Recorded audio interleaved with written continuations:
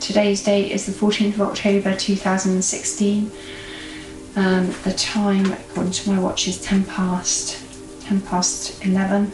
Yeah. We're in an interview room in Torquay Police Station with obviously specially recorded rooms. What's your full name? Catherine Jane Wilding. Okay. What's your date of birth? 31st of the 8th, 1995. This is Katie. She's 21 and she works in a local hairdresser's in a seaside town in Devon. And to me, she looks so young. She's got fading purple dip-dye hair. And today she's pulling on her sleeves nervously. She's nervous because what you're listening to is her talking to the police properly for the first time about her boyfriend, a man who's 12 years older than her called Mitchell Richardson. And this is a huge step for Katie. She's just been seriously assaulted by Mitchell Richardson, and everyone knew that Katie was at extremely high risk from his abusive behaviour. He'd made death threats to Katie before and to her mum. They were vicious and they were detailed and they were scary. So why, when Katie and Mitchell Richardson were found dead in his flat, did the police not seriously investigate her death as a potential homicide? I firmly believe, and always have done from the moment the police knocked on my door, that Mitchell planned her death. The coroner didn't find that. I'm trying to be honest. But we firmly believe the police didn't do their job properly. Well, to answer this question, I'm going to need to take you on a pretty dark journey through the British justice system. And I'm going to need to introduce you to other victims too, and their families. Their stories tell us that something is going badly wrong in how we police domestic abuse. I'm Louise Tickle, and you're listening to Hidden Homicides, a podcast series from Tortoise Media. In this series, I'm going to investigate 3 remarkable cases about women who may have been killed, but never counted. In a 4th case, I expose how failings in the system leave one family's questions unanswered forever. And I do need to warn you, this episode and the whole series is going to detail really distressing cases of violence, coercion and controlling behaviour against women. Some of it is very difficult to hear, and so listener discretion is advised. But it's important that we really go into this, even when it's difficult to read and even when it's difficult to listen to, because this is a problem that's far bigger than anyone realises.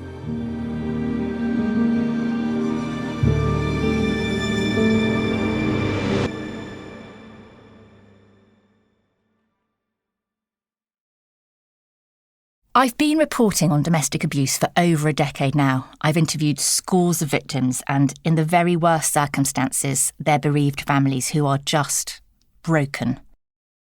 There are some moments I know I'll never forget. 6 years ago, I sat in the kitchen of a woman called Jeanette Chambers while she shook herself almost off her chair with the trauma of telling me how her sister Christine and her 2-year-old niece Shania had been killed by Christine's ex. That's Shania's dad. I just remember how on that day, Jeanette was trembling so hard she could hardly hold on to her cigarette as she told me how the police had known this man's abuse was escalating to dangerous levels. They had been called out loads of times. But somehow, Christine was never classified as high risk. And one night, her ex let himself into her house with a key he'd kept, and then he shot Christine and her daughter. Since then, I've written about how charges of domestic violence are frequently downgraded, and I've written about how courts impose just offensively short sentences, even when judges have the scope and every justification to impose longer terms. And now I've turned my attention to hidden homicides.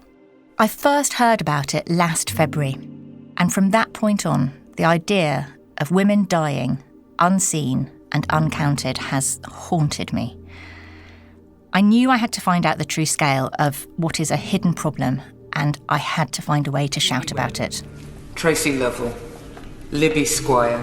Every year, something called the Femicide Census releases a count of every woman in the UK who's known to have been killed by a man. Giselle Merriman Herrera. It names them too, and the MP Jess Phillips reads them out name by name in the House of Commons. Alice Morrow, Rachel Evans, Alison Mackenzie, Jeanette Dunbavand, Barbara Hayward. The Femicide Census says that on average a woman is killed by a man every 3 days.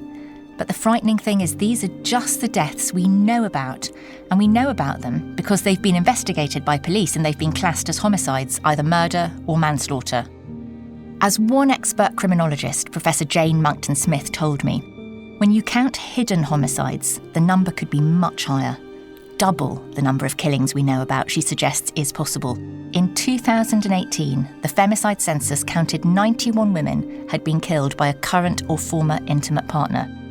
Double that and you're at 182. One woman killed every other day for a year. But we don't know the actual total of domestic abuse deaths because, as you'll hear, not all of them are classed as manslaughter or murder.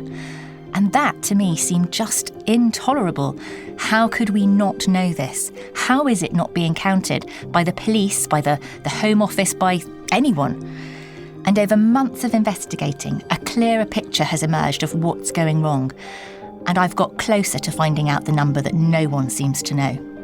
In this series, you'll hear about what happened to Katie Wilding and to her mum, Julie. And you'll hear about other victims and other remarkable parents who have fought and who are fighting now for justice. Why did the police cover it up? We cannot understand why the police covered up. What was so important about Robert Trigg that they had to cover up for him? We are actually allowing very dangerous people to get away with murder, and that empowers them.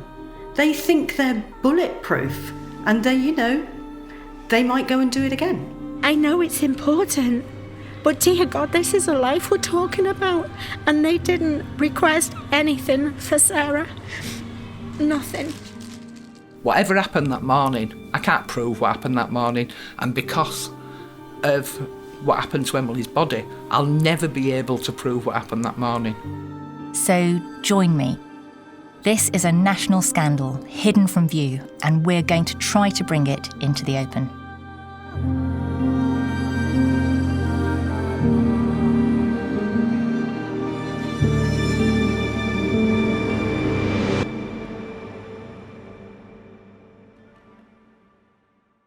Well, I joined the police service when I was 18 and a half, very young.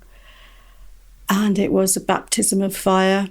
And it was certainly, I tell you what it really was a brutal education in sexual politics. This is Professor Jane Monckton-Smith. She's a former police officer turned independent investigator and a forensic criminologist.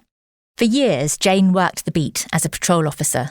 She was often one of the first people on the scene of a crime, and she saw close up how the police were getting things very wrong, particularly when it came to female victims. During my time as a police officer, I became very aware of how we justify violence, and it really concerned me. I didn't like it because there just seemed to be so many justifications and excuses for violence that were part of our criminal justice system that were so discriminatory and actually put women especially at a huge amount of risk, because all of these defences, if you like, are sitting there boxed, ready to go. You can almost go to the shelf and say, right, we're going to use the, she was wearing a short skirt one, bang, there on the table, there it is, and everybody just goes along with it. And that really, really concerned me, and that never went away either.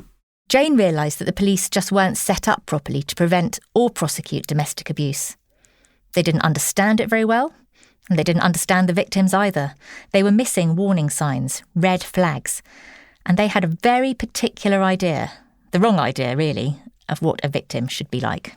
I remember the very first domestic abuse call I went to, and I went out with my sergeant on this day. The paramedics were there before us, and the perpetrator had fled the scene. So the only person there was the victim. And she was about 16, 17. So she's sitting in a chair. There's like a bit of blood coming down the back of her neck. And she's just sitting there in total silence. And these two paramedics are saying, come and get in the ambulance. Come and let us take you to hospital, because she'd been hit in the head with a lump hammer. It's not even that she said no, she just didn't say anything. She just sat there and refused to engage with any of us. So, there was no way she was going to engage with us as police officers, because we would have been saying things like, well, you're going to make a statement and you're going to let's arrest him, you know, all of this stuff that would actually probably make the situation worse. So we left after a while, all of us. And, you know, as we were walking out, I said to my sergeant, and he was lovely, such a kind man. So, you know, I said, what's going on? Why won't she get in the ambulance? I don't understand. And he said, well, get used to it, Jane, it's what they're like. After a few years, Jane left the police. She had children, and then she went to university and trained in forensic criminology. Now, she not only specialises in why people kill, she does deep dives into individual case files, trying to understand where we're going wrong in policing domestic abuse. She spends hours on the phone to families of victims, to police and to coroners and prosecutors, persuading them to look again at cases where something crucial might have been missed. She knows more about this problem than anyone, and so after I saw her tweets last year and got in touch with her about Hidden Homicides, it was she who first told me about Katie Wilding, and then last summer she introduced me to Katie's mum, Julie.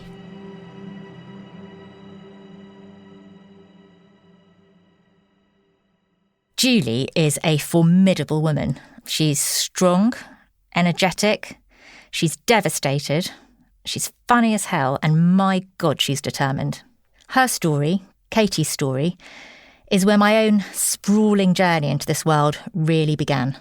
After Jane put me in touch, I had a long chat with Julie on the phone. It took quite a few cups of tea to get through it, and then I drove south to meet her in her hometown on the Devon coast, in the cafe she's named after her daughter. Literally, it's called Our Katie's Tea and Coffee House. I was there for hours, and it quickly became clear to me this was far more than just a story about a young woman in an abusive relationship. As I sat in her cafe, I looked through Julie's pink ring binder file with all its multiple tabs organising the documentation she'd gathered about her daughter's death. And going through that file, something suddenly struck me. There seemed to be a total disconnect between different police departments. On the one hand, the public protection team in Devon and Cornwall Police, which deals with domestic abuse, had really obviously understood the danger that Katie was in from her ex-boyfriend was genuine and required action, which they took. And yet, the police officers attending the scene on the morning of Katie's death seemed oblivious to the many red flags.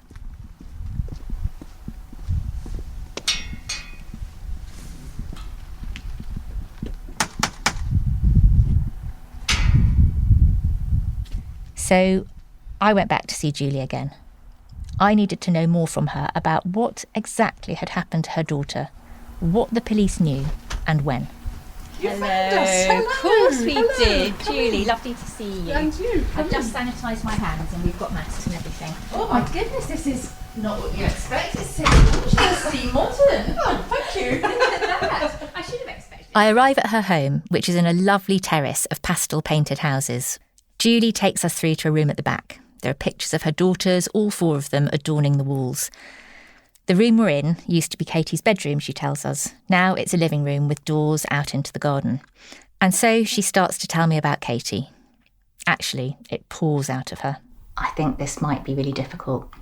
Can you tell me a bit about what Katie was like? That's not difficult. Katie is the youngest of my four children.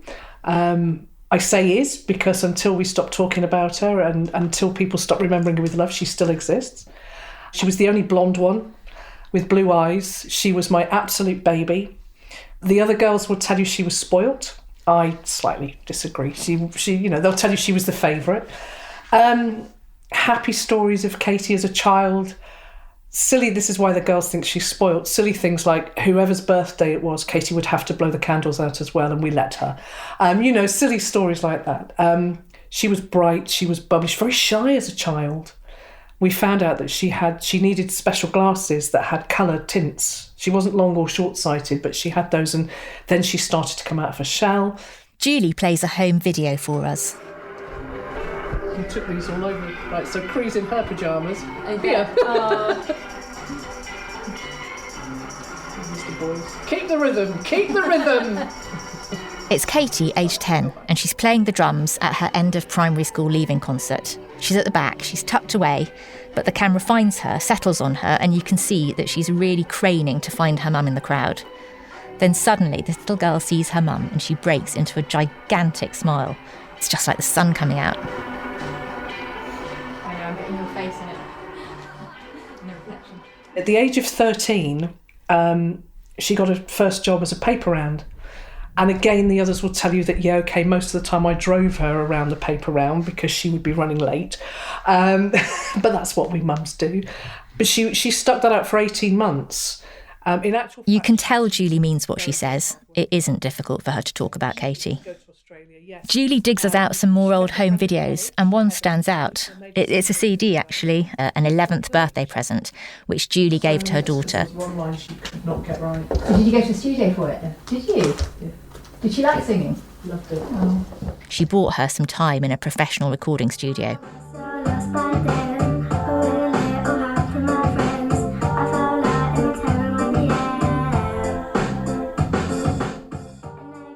Here's Katie singing Lily Allen's song Smile.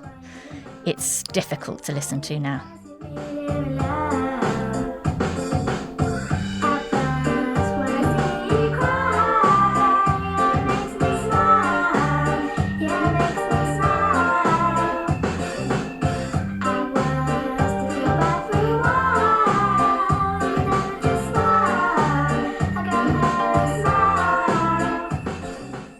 The lyrics describe an ex who makes Lily Allen's life miserable, and it darkly parallels what happened later in Katie's life.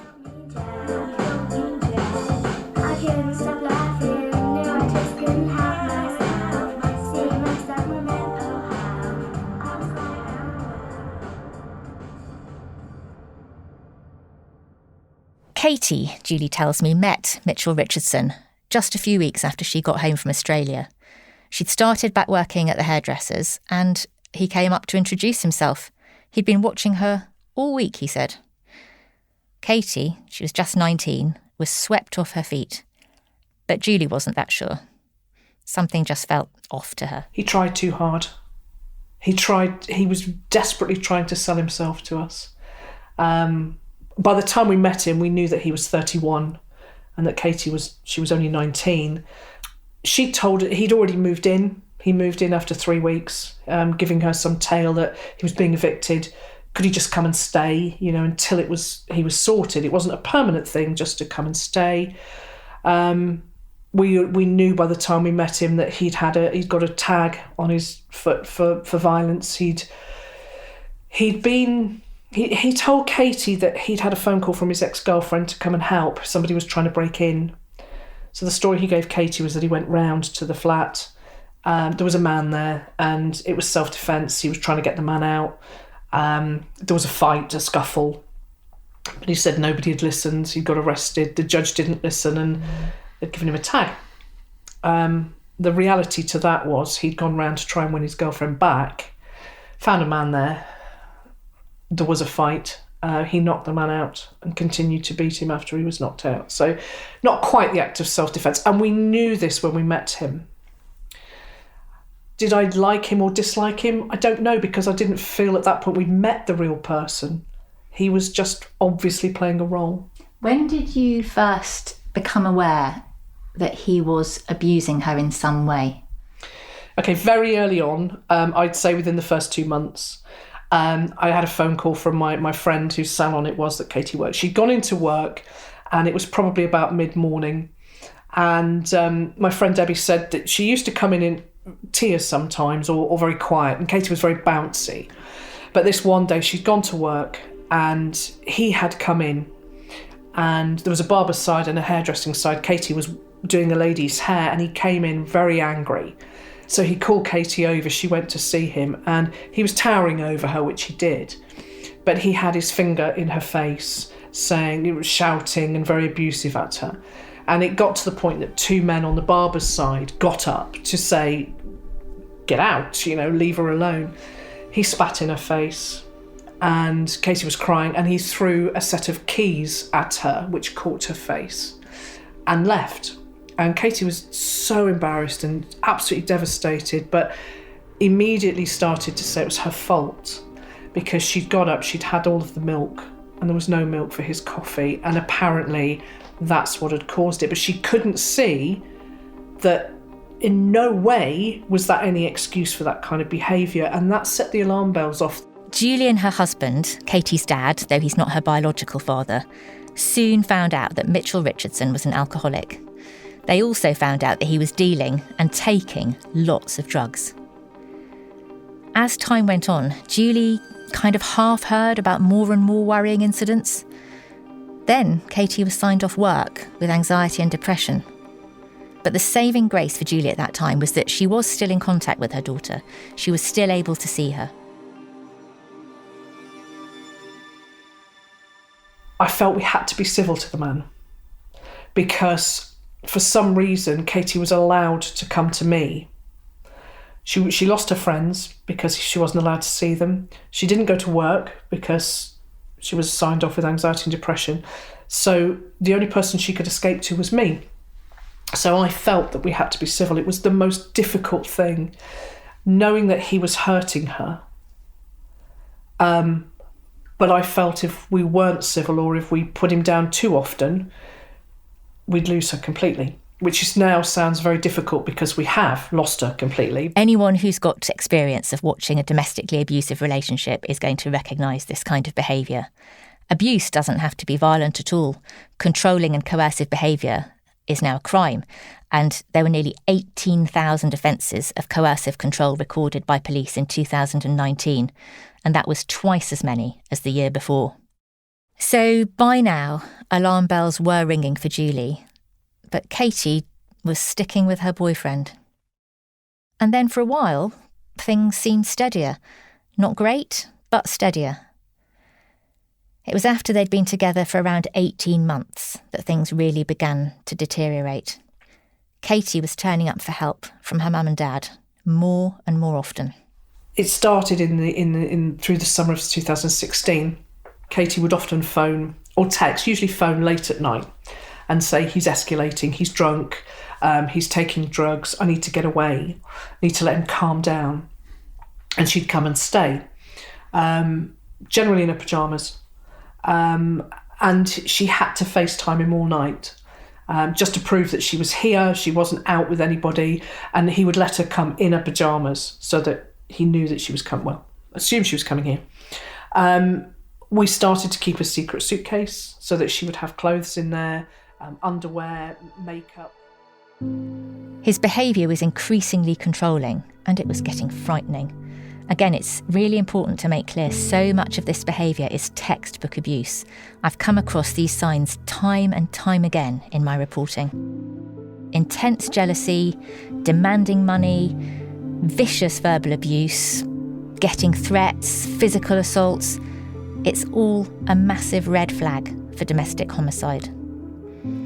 And the thing is, this is common.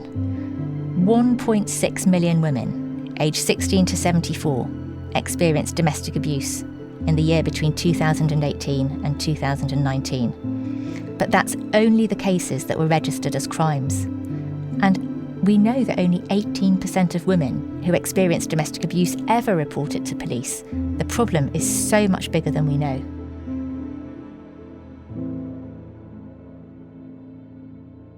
Then in October, it was the 8th of October, Katie again phoned to say, could she come?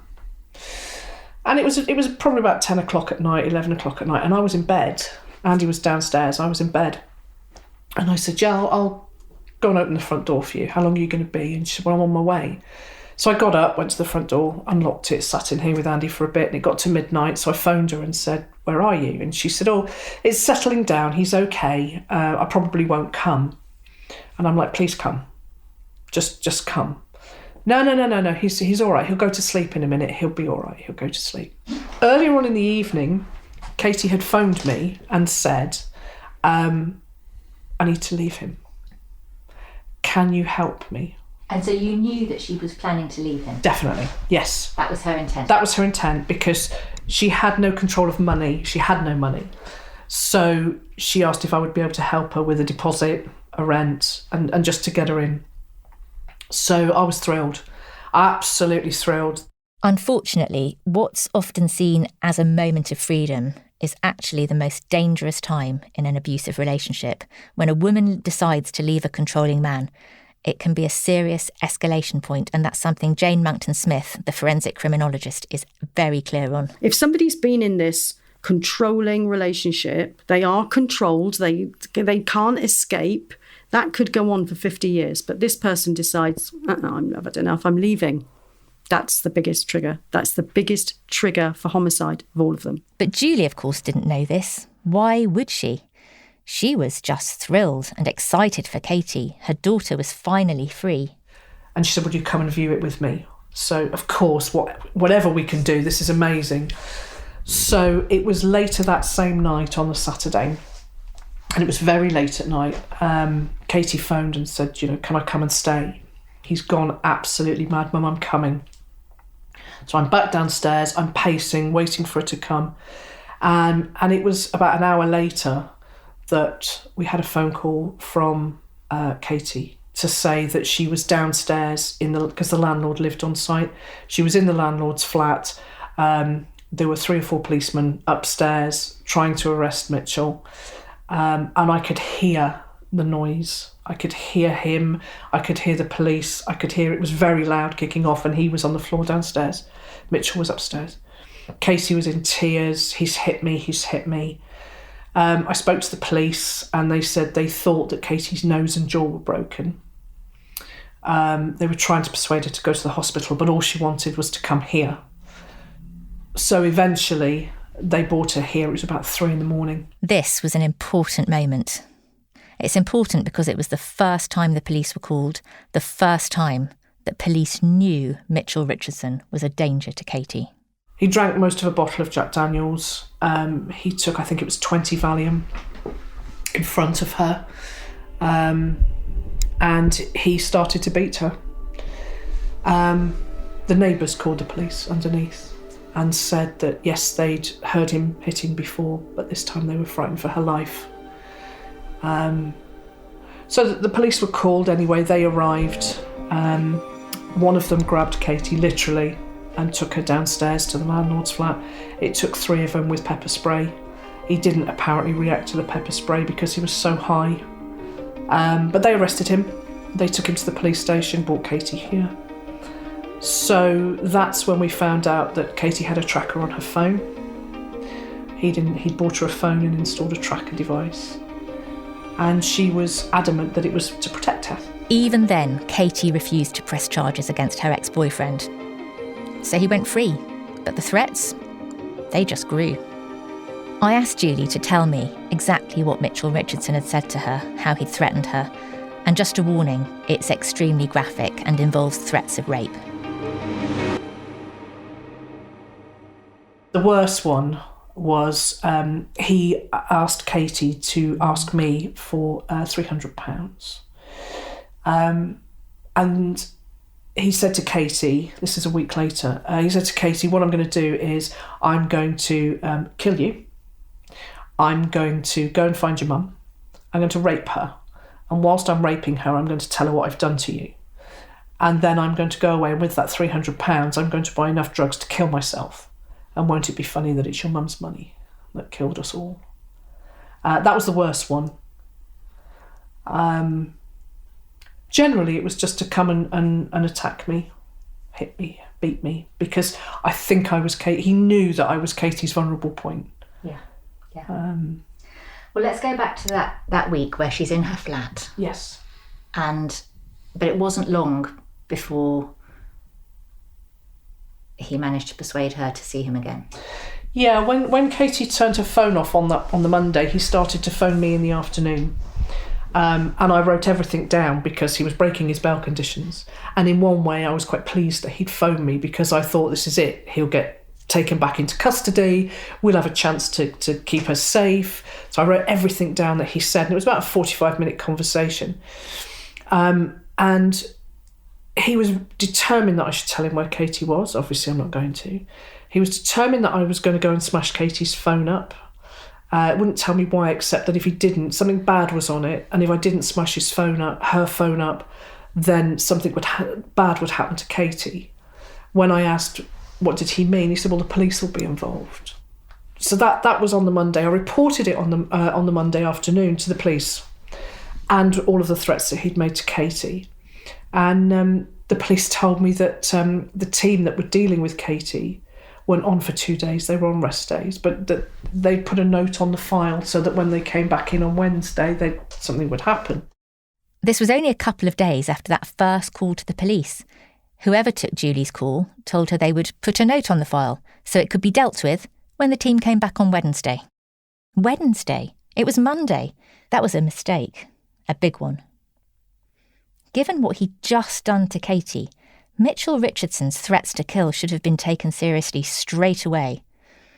It seems pretty obvious to me. Surely it should have been obvious to anyone. I just accepted it. I was brought up to believe the police are to be respected and believed, and that they know what they're doing and that they always do the right thing. It never entered my mind that that was a wrong thing that they told me. I just accepted it. Okay, I'll speak to them on Wednesday then. I believed Katie was safe. We knew he didn't know where she was. Katie had blocked his number, so we just accepted it. Now, looking back, hindsight again, isn't it? Mitchell Richardson had broken his conditional bail, and Julie was hoping he'd be taken into custody. She was hoping that her daughter might finally be safe. But a couple of days later, Katie went off the grid. Julie couldn't get hold of her. She sent messages. There was no reply. Things had been bad, but they'd never been like this. I couldn't get hold of Katie all morning. So I got to the point that I thought, I'll phone Mitchell. And his phone was also switched off, and I started to get a bit panicky. So I went round to the flat. There was nobody there at Katie's flat. So I'm now panicking. Her car was gone. So I got to the police station and told them that I couldn't get hold of them, and they really, really started to get worried now. They took it very seriously, and they sent another team. Actually, the guy that was going to interview me, because he knew what Mitchell looked like, they sent him out to look as well. And I was at the police station for a good 2 or 3 hours giving a statement, and they were coming back in all of the time to update us, and they got me to send Katie some text messages.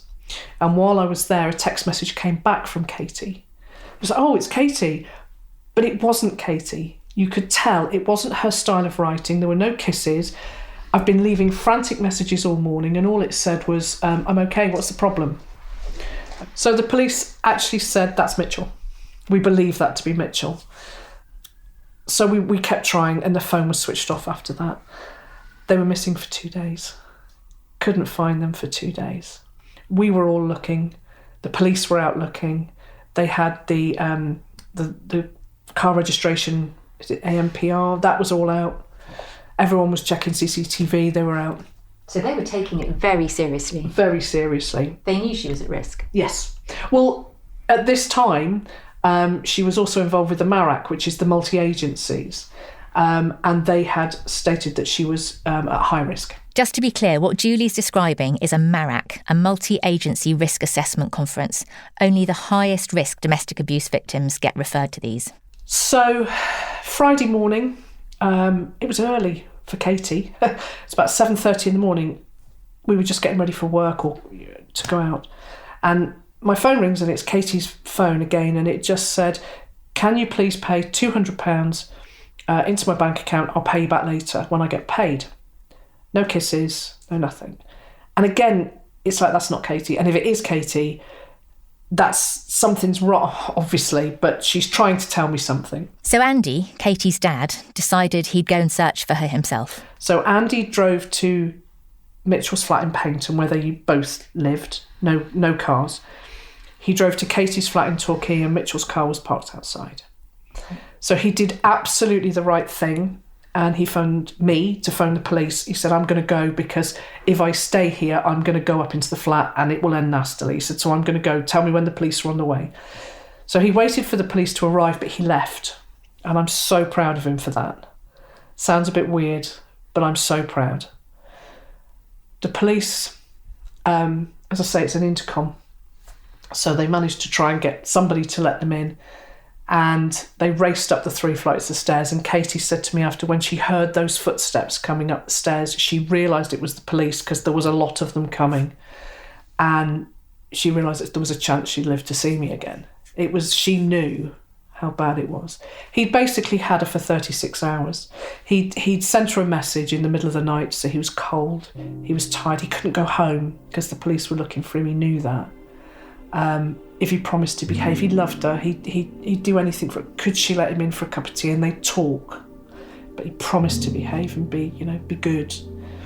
So in her 21-year-old wisdom, she gave him the address. And he'd been there for about 36 hours. The minute he walked in the flat, he started beating her. When they arrested him, they phoned me and said, "Julie, come now. She's in a way, she's in a bad state, come now."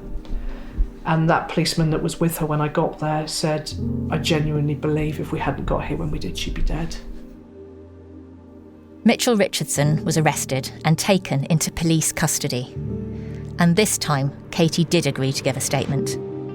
The police asked if it could be recorded on video. Julie's allowed us to play some of this video. It's a difficult listen, but it's important that you hear it. It gives a clear indication of what the police knew and the extent of the abuse that Katie was suffering. It provides clear evidence of how high her level of risk was. By this point, Mitchell Richardson had been arrested and he was about to be questioned. He'd broken his bail conditions when he'd contacted Katie and Julie, and he'd threatened to kill them both. He'd kept Katie hostage for hours while he'd assaulted her, all within the space of 1 week. Katie knew how bad it was now, and she was ready to talk. So here they are. These are the words of Katie Wilding on the 14th of October 2016. Tell me who Mitch is. Mitch is. Well, I've been with him for just over a year and a half. For just over a year and a half. Okay. He's got the most genuine heart ever, and I love it. I'll get emotional. Don't worry.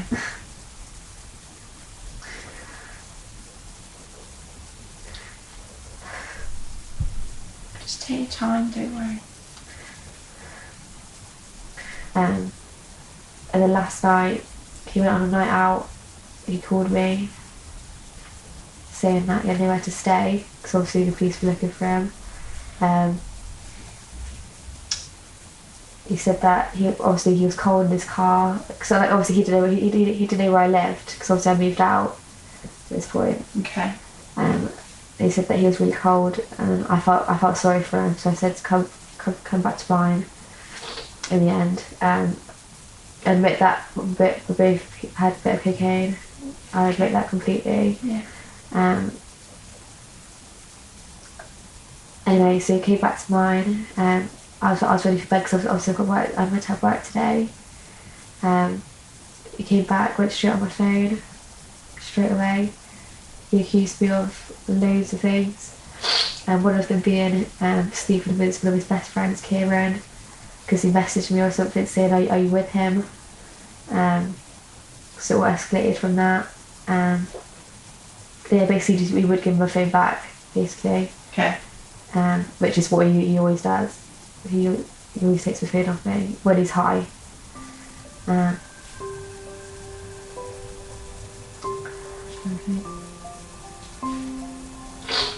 So yeah, basically, I basically said to him, I got to about 5:30 in the morning, and I said, "Look, Mitch, you have two options. You would stop what you're doing and just calm down, or get out," basically. And he said, "I'm not going anywhere." And I was like, "This is my flat, you need to get out, basically, now." And obviously nothing happened. It obviously escalated. He was spitting on my floor, he was spitting on me. He was just basically, he broke my remote in half. Fully furnished flats, and he was threatening to smash it up, basically. And I was like, "Please don't, it's my new flat, is fully furnished." Anyway, then he said, "Just call the police," and I was like, "Okay." So he gave him my phone, and then he said, "Go on, do it." So I was about to do it, and he said, "Well, let's just see how long it'll take to get here." He said, "By the time we get here, I would have killed you."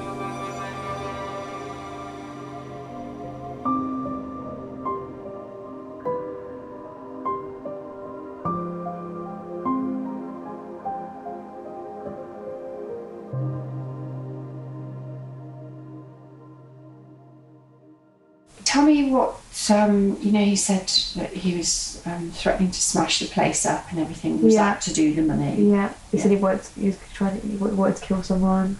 Yeah. Okay. And so tell me what you mean about the threats to kill. Well, he said that, basically, I said to him, I'm going to put it through the police in a minute, but he had my phone at the time, so I had no way of doing it. And then he actually passed me my phone and said, go on, call the police then.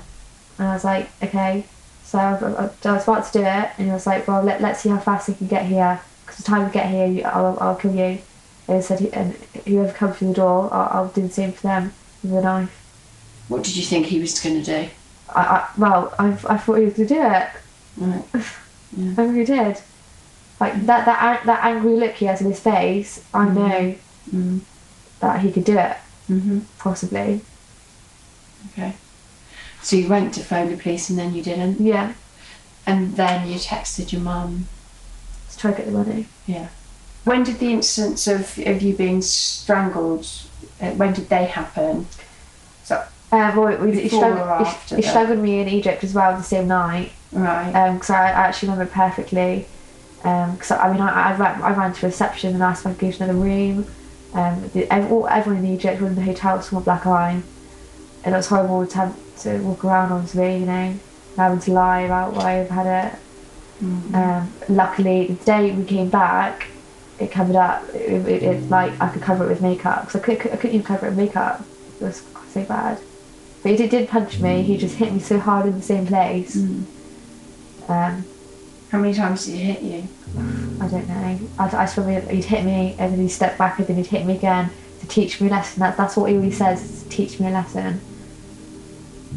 And what does he mean by that? I don't know. Okay. And the other occasion when he strangled you? That was the time where I just said where he thought he found something and he wanted answers, and that was the only way that he thought he was getting it out of me. Yeah. And I still didn't say anything because I had nothing to say. Yeah. So I thought he was either going to strangle me and kill me, but I'm not going to lie. Katie should have been safe from that point. The police knew she was in grave danger. She had told them clearly and bravely. But a month later, her mum would receive a knock on the door. A knock that changed everything.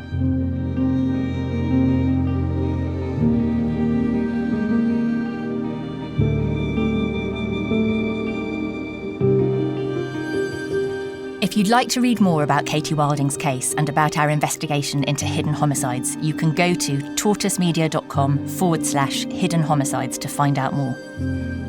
In the next episode, Julie fights the police to get a proper investigation into her daughter's death, and we investigate a new case of a murderer twice missed. This series was reported by me, Louise Tickle, and produced by Matt Russell, with additional reporting by Claudia Williams and Patricia Clark. The editor was Basia Cummings, with original music by Tom Kinsella. If you've been affected by anything in this podcast, please head to the website for the charity Advocacy After Fatal Domestic Abuse. The address is www.after.org.uk.